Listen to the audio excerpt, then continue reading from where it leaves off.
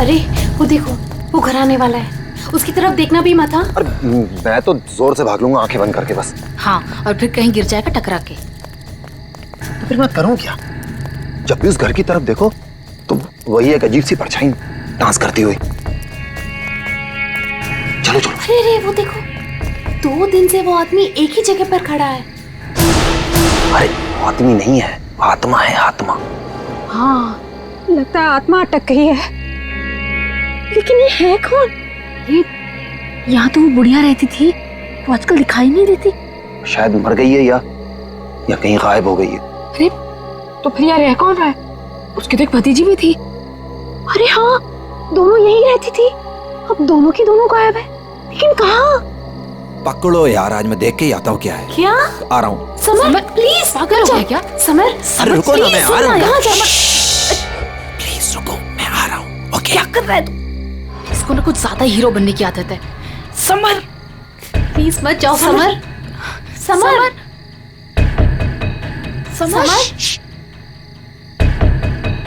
Summer.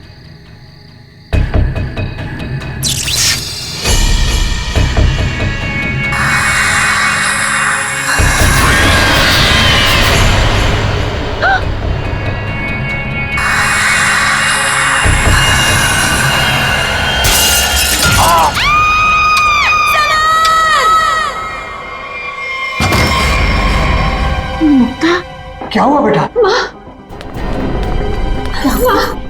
हमने वो गूंज महल वाला रास्ता पकड़ा था और वो बेवकूफ समर वो महल के अंदर चला गया था। अरे पर तुम लोग उस रास्ते गए क्यों? बेटा सबर तो ठीक है ना? माँ, किसी ने अंदर से उस पे फूलदान फेंक कर मारा। हम लोग भागकर वहां से आ गए। मैंने गिनी और सबर को बोल दिया कि अब से हम उस रास्ते से कभी नहीं जाएंगे। अच्छा किया बेटा, गूंज महल से दूर रहना ही अच्छा है। आ गए? अरे कहाँ दिन भर आवारागर्दी करता फिरता है तू? भैया घर की हालत देखो क्या हो गई है। माँ की बीमारी की वजह से लोन लेने की नौबत आ गई है। ऐसे फालतू घूमने से अच्छा कोई नौकरी क्यों नहीं ढूंढ लेते? नौकरी मिल गई है मुझे। अच्छा? कौन सी बेटा, कहाँ नौकरी मिली तुझे? भैया कहाँ मिली है नौकरी? जवाब दो। गूंज महल में। ए, तुझे पता है तू क्या बोल रहा है? अरे गूंज महल में जो बुढ़िया रहती है वो मर चुकी है और उसकी भतीजी का भी कुछ अता पता नहीं है। बेटा वहां पे तो आत्माएं रहती है और तू ऐसी जगह पे जाके नौकरी करेगा? नहीं नहीं, तुझे वहां जाने की कोई जरूरत नहीं है। नहीं, तू वहां नहीं जाएगा। माँ, वो बुढ़िया मरी नहीं है और उसी की भतीजी को पियानो सिखा रहा हूं मैं। 50,000 रुपए दे रहे महीने के। 50,000? म्यूजिक सिखाने के इतने सारे रुपए? माँ मैं ये 50,000 रुपए एडवांस। अब हमारी सारी मुसीबतें खत्म। भैया पता है आज रात को हमारे साथ क्या? म्यूजिक सिखाऊंगा मैं पैसे कमाऊंगा। म्यूजिक सिखाऊंगा, पैसे कमाऊंगा। ये लड़का कभी किसी की नहीं सुनता, तुम देख लेना, कोई न कोई मुसीबत ला के रहेगा एक दिन ये। बल्लू को नौकरी मिल गई और उसने मुझे बताया भी नहीं, और ये ऐसे अजीब से बर्ताव क्यों कर रहा है? वो देखो देखो कैसे अपने आप से बातें कर रहा है। पता नहीं किससे बातें करते रहता है। ऐसे। बल्लू, बल्लू। हाँ हाँ हाँ, मुझे जाना होगा समर। बल्लू हमारी बात तो सुनो। मुझे काम के लिए लेट हो रहा है। गूंज महल में मेरा इंतजार हो रहा है। बल्लू बल्लू, मेरी बात सुनो, वहां मत जाओ। मैं नहीं जानता कि तुम क्या कर रहे हो, लेकिन वहां जाने का खतरा है। ये देखो मेरे साथ क्या हुआ है।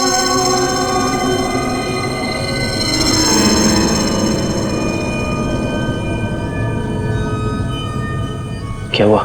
कल गूंज महल में एक औरत ने मुझ पर हमला किया। नहीं, ऐसा नहीं हो सकता।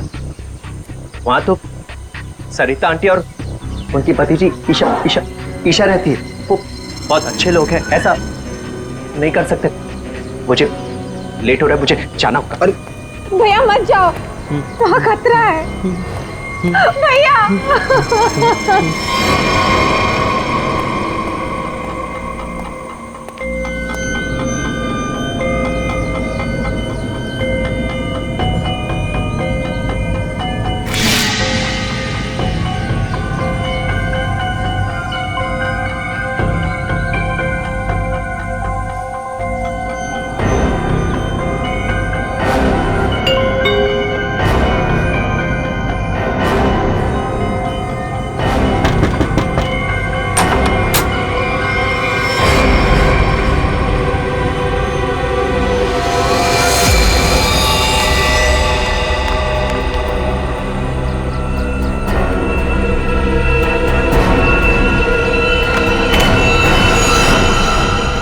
मैंने तो इस लड़के से सारी उम्मीद ही छोड़ दी है।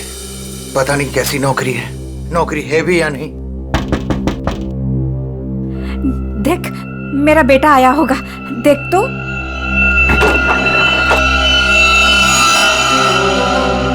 भैया भैया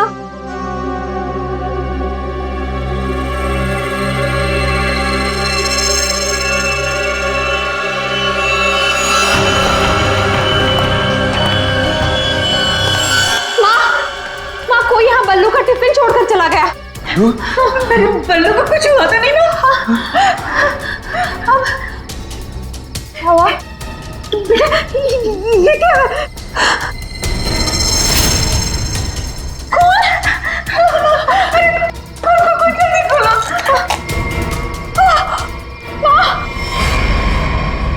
ये है वो गूंज महल जहाँ पे आपका बेटा बलविंदर यानी बल्लू कल आया था और उसके बाद से वो वापस नहीं आया।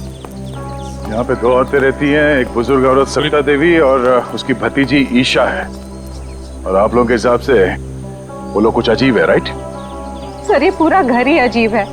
यहाँ की खिड़कियों से रोशनी चमकती है, साए दिखते हैं, यहाँ से गुजरने वाले लोगों पर चीजें फेंककर हमला करते हैं। पता नहीं मेरा भाई कैसे फंस गया यहाँ। बल्लू यहाँ नौकरी करता था? जी हाँ, और इसी घर से मेरे बेटे का खाने का डिब्बा वापस आया था, खून से भरा। और सर जब पता लगाने के लिए मैं अपने दोस्तों के साथ यहाँ आई थी तो हमने दरवाजा खटखटाया, आवाजें लगाई, डोरबेल बजाया, लेकिन किसी ने जवाब नहीं दिया। सर यहाँ मेरे बेटे के साथ जरूर कुछ हुआ है, उन लोगों ने जरूर कुछ किया है। सर प्लीज मेरे बेटे को बचा लीजिए।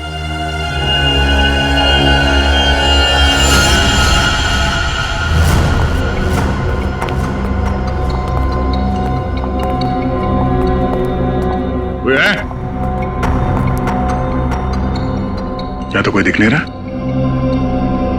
आत्मा कहाँ दिखाई देती है सर, सीधी अटैक करती है। सर यहाँ पर बल्लू, सरिता और ईशा, इनमें से कोई होना ही चाहिए। सरिता जी हैं भी या नहीं किसी को कुछ नहीं पता सर। लोग तो यहाँ तक कह रहे हैं कि सरिता जी की मौत हो चुकी है। यहाँ हुआ तो है कुछ।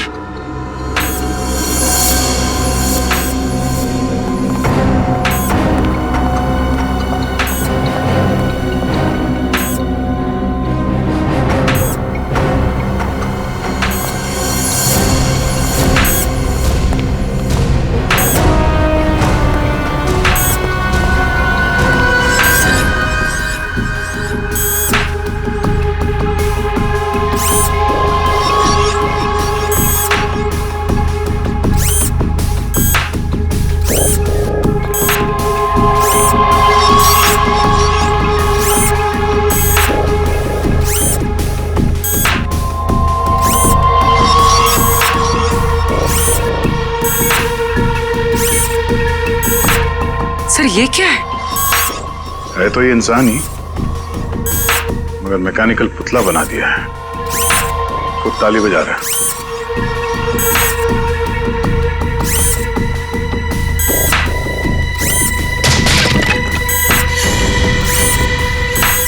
निखिल नजर रखो इस पे, हम लोग देखते हैं।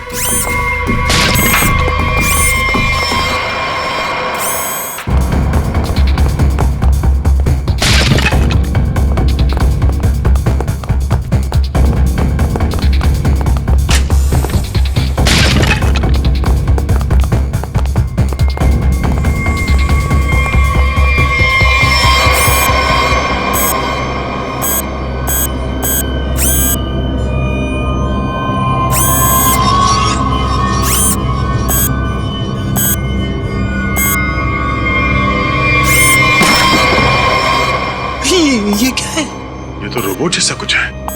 इसके एक्शंस और मूवमेंट्स देखो कितने मैकेनिकल है।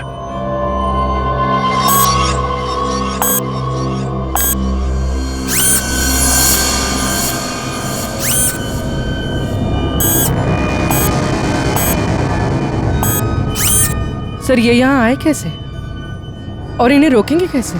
अब इसे तो टेक्निकली रोका जा सकता है। ये क्या है? बोली नजर रखना इसमें।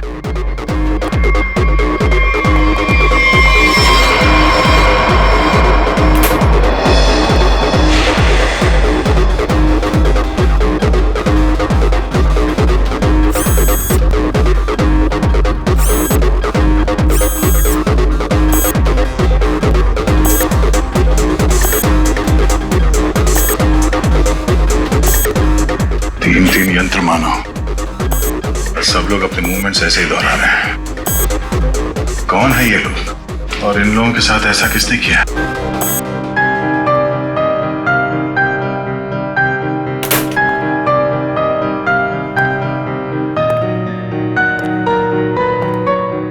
बलवंत,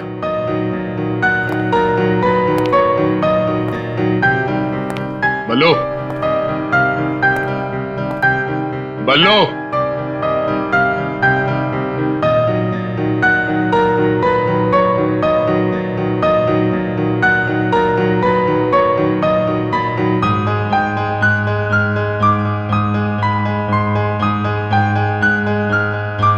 बात नहीं करनी।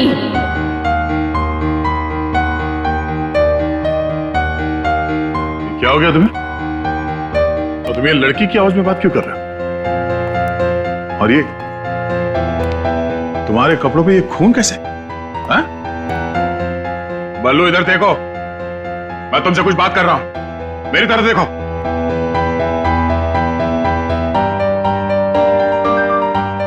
मैंने कहा ना, बात नहीं करनी।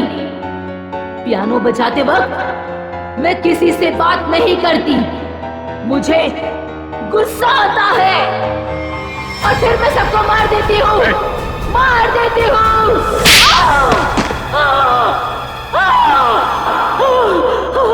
बोलो, बोलो। एक्सक्यूज मी, कौन हो तुम? तुम कौन हो? हाथ ऊपर। देखिए आप गोली मत चलाना, गोली मत चलाना। ये मेरा ही घर है, आप गोली मत चलाना, मारना मत मुझे आप प्लीज। तुम्हारा घर है ये? हाँ, ये मेरा घर है। क्या खेल खेल रहे हो तुम यहाँ? हाँ? और तुम्हारे घर में ये सब लोग कौन है? शायद ह्यूमन मशीन्स है जो तुम्हारे इशारे पे नाच रहे हैं। क्यों? सर ये क्या कह रहे हैं आप? मैं नहीं जानता सर। मेरी कंसर्न क्या आपको बताता हूँ सर। ये मेरा घर है और यहाँ पर जो है ना सर, मेरी सरिता आंटी और मेरी एक कजिन है ईशा, वो रहती है सर। वो कैसी है वो देखने के लिए आया था सर मैं। That's my only concern. ये कौन है मैं नहीं जानता। आप कौन? सीआईडी। सीआईडी? मेरा नाम आकाश है।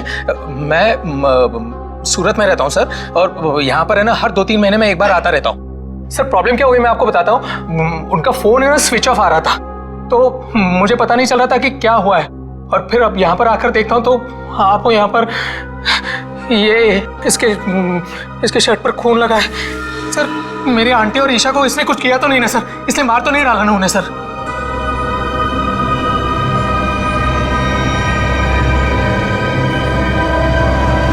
बल्लू, बल्लू तुम सुन रहे हो? मैं तुमसे बात कर रहा हूं। हाँ, अब मुझसे कुछ पूछ रहे हैं? हाँ। क्या हुआ? बल्लू हमें बताओ, तुम गूंज महल गए थे ना, तब तुम्हारे साथ क्या हुआ? क्या हुआ तुम्हारे साथ? कुछ महल।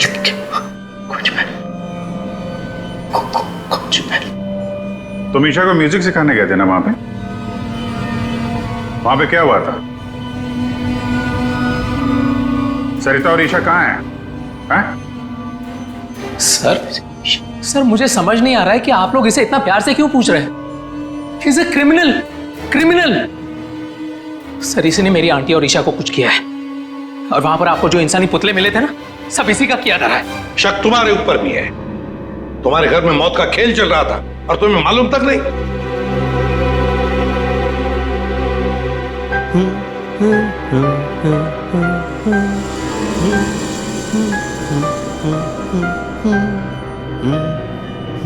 सचिन, वो फोटोग्राफ दिखाओ।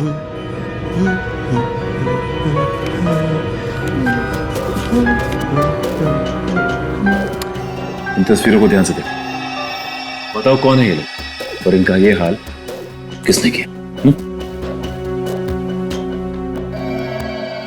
ये सब लोग जिंदा है, जिंदा है। ये लोग तुम्हें जिंदा लग रहे हैं? हाँ, जिंदा जिंदा। मुझे बताया गया था कि ये रिश्तेदार हैं और म्यूजिक सुन रहे। ये झूठ बोल रहा है सर, इनमें से कोई मेरा रिश्तेदार नहीं है। सर ये ड्रामा कर रहा है, सबको मार दिया और अब क्या बकवास कर रही है? तुम्हें चाय के लिए कहा था ना, चाय किधर है? हाँ?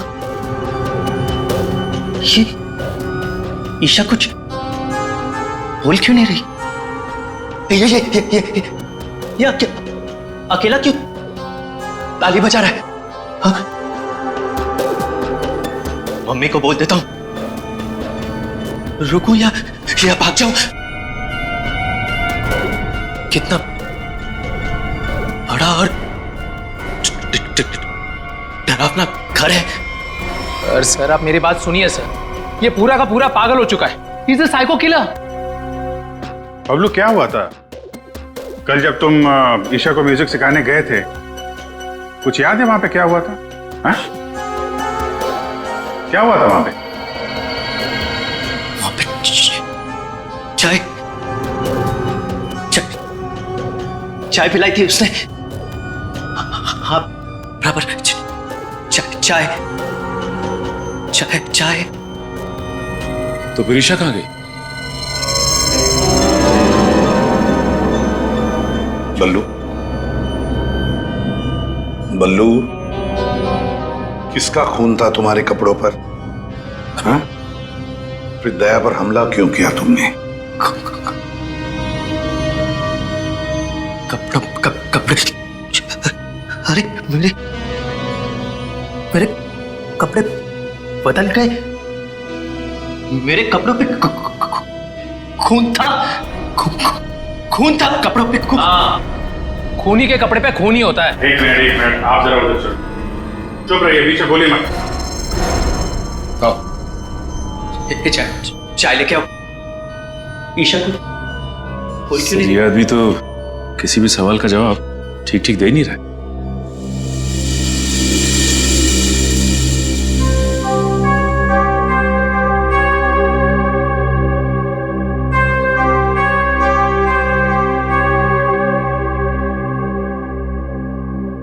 अभिजीत, इस बल्लू की मेडिकल जांच करवाते हैं, पता तो चले ड्रामा कर रहा है या वाकई इसके दिमाग के साथ कोई प्रॉब्लम है।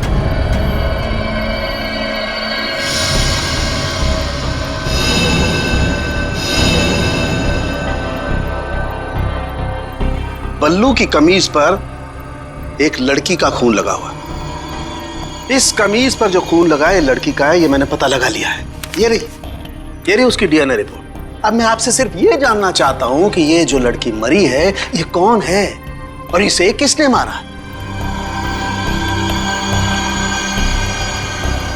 इसे आपने मारा है? नहीं? या फिर इसे आपने मारा है? नहीं? या फिर इसे तुमने मारा?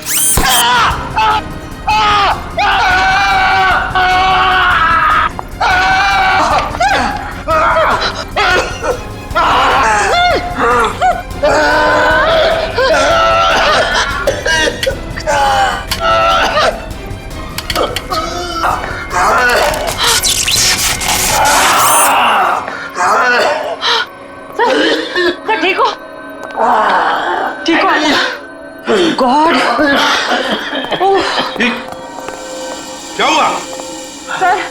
सर इस पुतले के हाथों में सर की गर्दन अटक गई थी। बहुत जल्दी छूट गए। हाँ, छोड़ दिया, बहुत जल्दी छोड़ दिया, क्योंकि ये पुतले ना तो मशीन है, ना ये पुतले पूरी तरह से इंसान है। तो फिर ये कि ये टैक्सीडर्मी और रोबोटिक का मिला जुला रूप है। सर, ये टैक्सीडर्मी और रोबोटिक्स क्या होता है? पंकज, टैक्सीडर्मी एक कला है जिसमें जानवरों की खाल को एक खास किस्म के केमिकल में प्रिजर्व करके उनमें भूसा भर करके उनको एक आकार दिया जाता है। इन तीनों के साथ भी ऐसा ही किया गया है। इंसान की खाल को केमिकल में प्रिजर्व करके लकड़ी के पुतलों पर चढ़ाया गया है। लेकिन सर, ये सब करना तो गैर कानूनी। उन्हीं गैर कानूनी काम ही तो करता है। यार सालुंखे, ये इंसान तो नहीं है, फिर भी ये ताली कैसे बजाते हैं, हमला कैसे करते हैं? इन तीनों के दिमाग में एक मशीन फिट कर दी गई है। इसका कंट्रोल खूनी के हाथ में है और खूनी ने उस मशीन के जरिए इनके चारों तरफ एक खास घेरा निश्चित कर दिया है। कोई भी इंसान उस घेरे के अंदर आकर के कोई मूवमेंट करता है, ये चालू हो जाते हैं, अपना काम करने लगते हैं। एक्टिव हम लोग भी तो आसपास घूम रहे हैं डॉक्टर साहब। नहीं, इन तीनों की मशीन को मैंने डीएक्टिवेट कर दिया था। वहां उस पीछे वाले में कुछ गलती रह गई अब बॉस, और ये एक्टिविटी इनकी मेमोरी में पहले से फिट है। और इतना ही नहीं बॉस, इनके अंदर और भी बहुत कुछ है। आओ दिखाता हूं।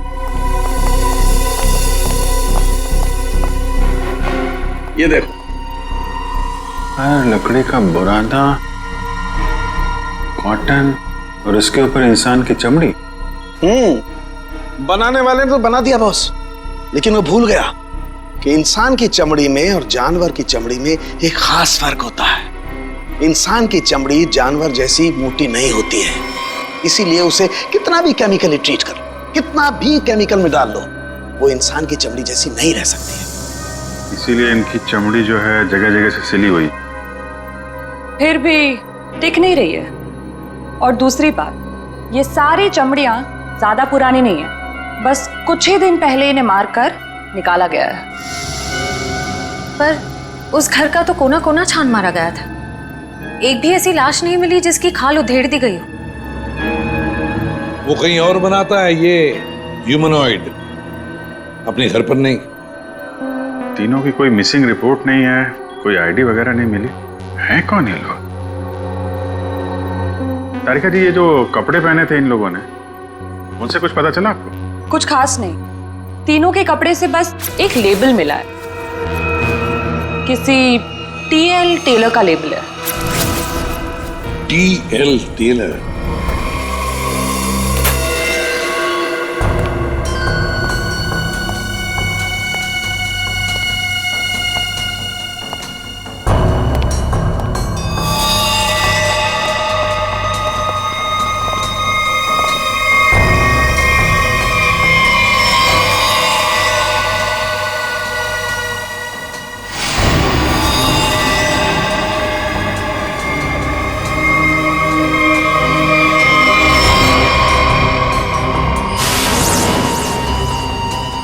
चाकू मारा कैसे? कई बार मारा था सर। बल्लू के कपड़े पे जो खून के छींटे थे, कहीं इस लड़की के तो नहीं? ये तो बल्लू ही बताएगा। मुंजी, असली बात यह है कि गूंज महल में से एक लाश मिली हमें, एक लड़की की लाश। ये है वो लड़की। क्या आप जानते हैं इसे? किन्नी है ये, मेरे बेटे की दोस्त। ये मर गई क्या? तो ये बल्लू उस लड़की को जानता था सर? और मोहन जी, बल्लू के कपड़ों पर गिनी का खून है। मोहन जी, आप प्लीज थोड़ा वेट करिए, हम आपको बुलाते हैं। एसीपी सर, मैंने बल्लू की सारी रिपोर्ट्स पढ़ ली हैं। डॉक्टर सालुंखे से भी बात हुई मेरी। बलवंत के खून में ऐसे ड्रग्स हैं जिससे इंसान सच और झूठ के सपने के अंतर को नहीं समझ पाता। उसे उस वक्त जो कहा जाए उसे वही सच लगता है। क्या डॉक्टर साहब ये बलवंत ड्रग के इन्फ्लुएंस में किसी को मार भी सकता है? जी, ऐसा हो भी सकता है और नहीं भी। हमने बलवंत को कुछ मेडिसिन्स दी हैं। आधी बेहोशी की हालत में हम बलवंत के दिमाग के माध्यम से वापस गूंज महल जाएंगे। क्या तुम मुझे सुन पा रहे हो बल्लू? हाँ। गुड। अब एक काम करो, अपनी आंखें बंद करो और ठीक उसी तरह वापस गूंज महल जाओ जैसे तुम पहली बार गए थे। बोलो ईशा, क्यों बुलाया? वो मेरे पास एक नौकरी है तुम्हारे लिए, करोगे? नौकरी? हाँ, तुम म्यूजिशियन हो ना, पियानो बजाते हो, मैं जानती हूँ। मैं तुम्हें 50,000 रुपए दूंगी। 50,000? हाँ, अब तुम यहाँ बैठो, कहीं जाना मत, मैं तुम्हारे लिए चाय बना के लाती हूँ, ठीक है? यही बैठना। चाय नहीं चाहिए ईशा, सुनो। ये 50,000 की नौकरी कर लूं? कर लेता हूं, पैसे अच्छे हैं, उससे माँ का इलाज भी हो जाएगा। लेकिन ये ईशा मुझे कुछ बताने वाली थी उस दिन, कुछ बोल नहीं रही। पता नहीं क्या हुआ ऐसे, और ये घर भी थोड़ा सा अजीब लग रहा है। कहीं ईशा कोई मुसीबत में तो नहीं है?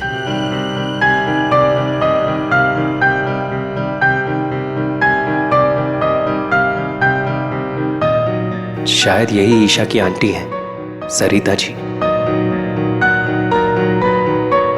Excuse me ma'am. हेलो। अच्छी ट्यून है।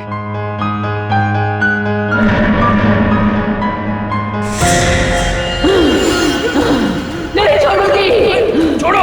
किसी को नहीं छोड़ूंगी। छोड़ो। अरे क्या कर रहे हो? नहीं छोड़ूंगी। संभालो उसे, मार डालेगा वो डॉक्टर नहीं छोड़ूंगी। संभालिए आप इसे। नहीं छोड़ूंगी। बैठो। बल्लू, ये लड़की की आवाज में क्यों? छोड़ो मुझे। डॉक्टर साहब, नहीं छोड़ूंगी। पकड़िए आप इसे। किसी को नहीं छोड़ूंगी।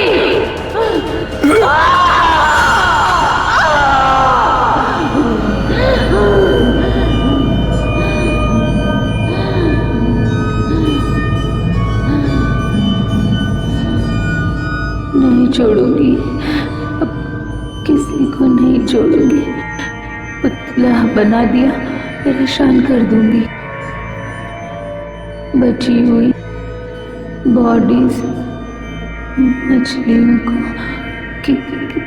खिला दूंगी।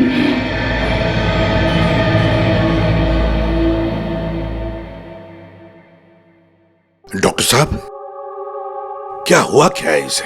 हाँ? ये से अचानक से औरत की आवाज में क्यों बात करता है? जब तक बल्लू पियानो तक नहीं पहुंचा था तब तक ये ठीक था, लेकिन जैसे ही इसके दिमाग में पियानो की आवाज सुनाई दी, ये कोई और बन गया। आपके कहने का मतलब है कि पियानो की आवाज सुनते ही ये बल्लू अपने आप को खूनी औरत समझने लगता है। मतलब ये किसी के वश में है, किसी ने हिप्नोटाइज किया है इसे। क्या लगता है आपको डॉक्टर साहब? हाँ, ये टेलर्स का पता चल गया सर, जिसने तीनों मानव मशीन के लिए कपड़े बनाए थे सर। अच्छा, टीएल टेलर्स।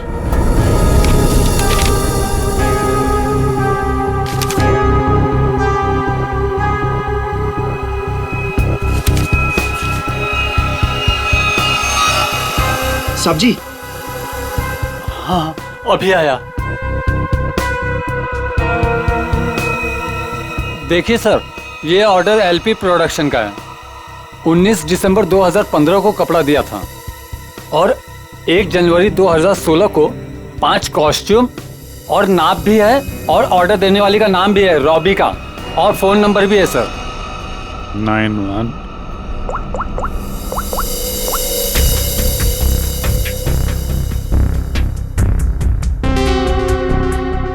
सर, फोन बंद है। कोई बात नहीं, इस फोन की लास्ट लोकेशन ट्रेस करो और कुंडली निकालो इस रॉबिका की। सर। हाँ सालुंखे साहब। अभिजीत, इन ह्यूमनॉइड्स में हमें भूसे के साथ साथ दो और खास चीजें मिली हैं। एक तो एक खास कागज के टुकड़े, ऐसा कागज जिस पर न्यूज छपती है, अखबार में काम आने वाला कागज, और दूसरा समुद्र के नमक के कुछ अंश। Thank you very much sir. Sir क्या हो सर? एक कारखाना ढूंढो जहां पे अखबार को छापने का कागज बनता, और वो जगह समंदर के करीब हो।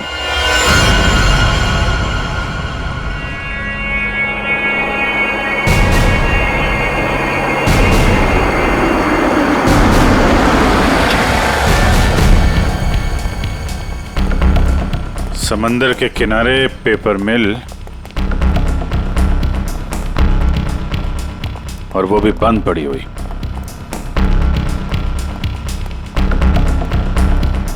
सर यहाँ पे ये पेपर और ये पेड़ की छाल और वहां पर कपड़े, यहाँ तो वो हर वो चीज मौजूद है जो मानव मशीन के अंदर भरी गई है। सर हो सकता है उस क्रिमिनल के काम करने की जगह यही हो जहां वो पुतले बनाता था। क्या पता वो अभी भी कहीं आसपास ही हो। मगर वो जगह कहाँ है? यहाँ तो सिर्फ पुतले में भरने का सामान है ना। वो टैक्सी डमी की जगह और वो रोबोट बनाने की जगह, वो कहाँ है? पुतलों में भरने का सामान यहाँ है तो वो जगह भी यहीं कहीं होगी, ढूंढो।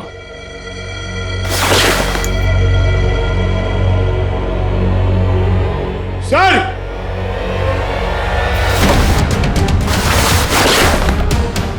सर! माय गॉड,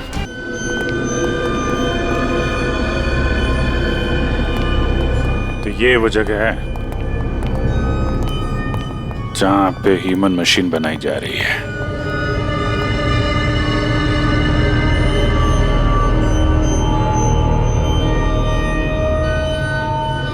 ये देखो,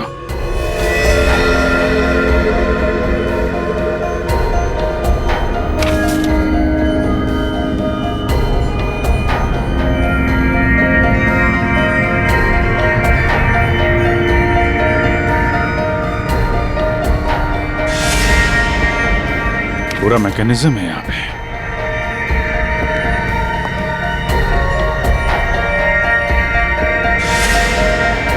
सर! हाँ?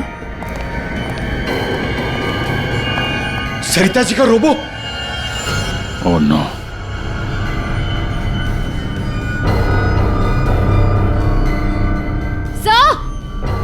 सर जल्दी आइए। सर ईशा, सर खूनी ने इसका सारा खून निकाल दिया है। इसकी सांसें भी बहुत धीमी चल रही हैं। इसको हॉस्पिटल लेके चलो जल्दी, एम्बुलेंस को फोन करो। हेलो, सरिता को तो उसने रोबोट बना दिया, अब इसका भी वो हल करने वाला था। सर, रोबिका की लोकेशन का पता चल गया। आज तो हद हो गई। कब से वैनिटी का इंतजार कर रही हूँ। कोई मुझे सीन समझाएगा या फिर मैं पैकअप अनाउंस कर दूं। काजल, काजल कहाँ हो तुम?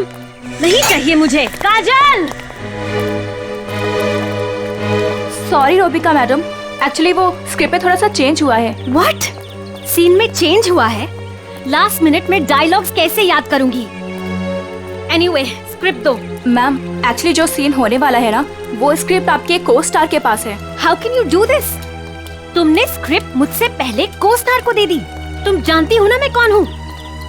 शो क्विट कर दूंगी 1 मिनट में। टीआरपी नीचे और शो बंद। बोलो, क्विट करूं? एनीवे, कहाँ है वो को स्टार? मैम, वहाँ आपका नया को स्टार आपका वेट कर रहा है। ओके, अभी मजा चखाती हूँ उसको।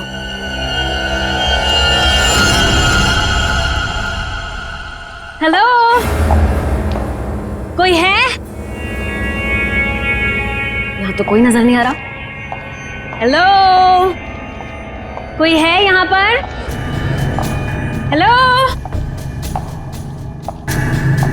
हेलो, कोई है? पता नहीं ये काजल भी ना यहाँ क्यों भेज दिया मुझे।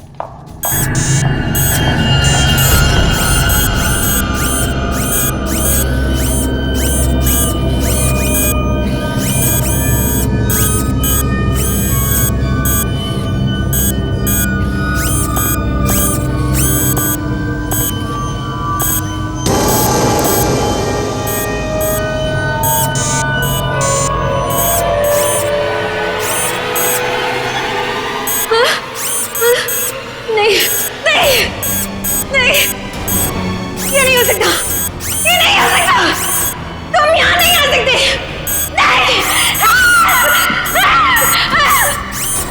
Hello miss Rubika.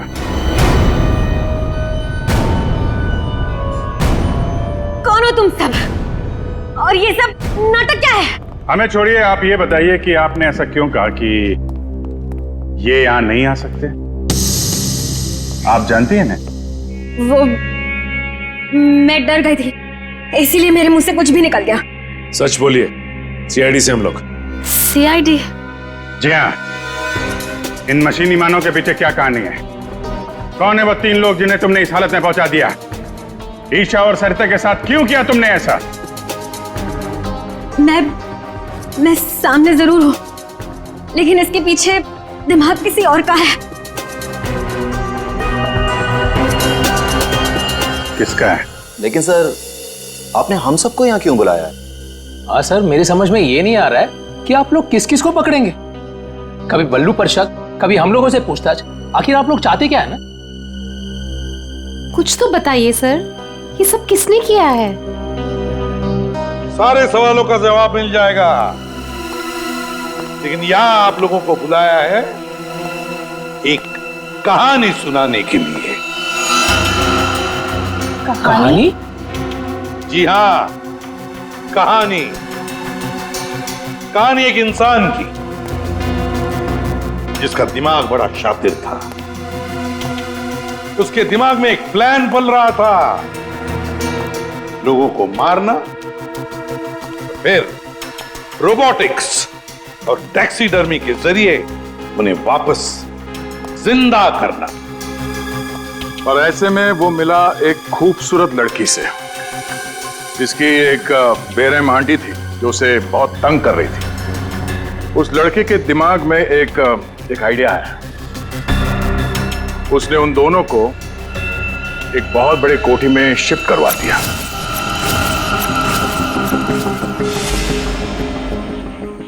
Thank you so much. और फिर उस लड़के ने उस सुंदर सी लड़की को पहला झटका दे ही दिया। उसने उस लड़की की आंटी को मार डाला इसी घर में। इस तरह लड़की की आंटी बन गई इस लड़के का पहला कामयाब आविष्कार। उसके बाद में उसने कुछ लोगों को और भी अपने एक्सपेरिमेंट का निशाना बना दिया।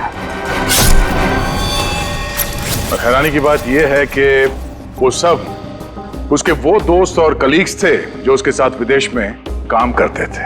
अब हुआ ये कि ये लड़की इस लड़के से बहुत डरने लगी और फिर उससे बचने के लिए उसने अपने और एक दोस्त की मदद मांगी। ऐसे रो मत, मैं हेल्प करूंगा तुम्हारी, तुम बताओ क्या करना है। और जब खूनी को ये बात पता चली तो बहुत भड़क गया। प्लीज मुझे मत मारो, मुझे छोड़ दो प्लीज। उसने उस लड़की को कैद कर लिया और उसके दोस्त को बेवकूफ बनाया। उसने उसे ये एहसास दिलाया कि ये सब कुछ जो हो रहा है वो उसी की वजह से हो रहा है। तो तुम जैसा बोलोगे मैं वैसा करूंगी, प्लीज मुझे जाने दो। और उस बेचारी लड़की ने अपने मददगार दोस्त के चाय में ड्रग मिलाकर उसे हिप्नोटाइज करना शुरू कर दिया। मैं जैसा बोलूंगी तुम वैसा ही करोगे, मेरी हर बात मानोगे तुम, है ना? दिलचस्प कहानी। सर ये कहानी तो इस घर की और बल्लू की है। हाँ, सरिता, ईशा और उस खूनी की कहानी है ये। लेकिन सर, वो खूनी कौन है? वही तो, खूनी कौन है कौन खूनी?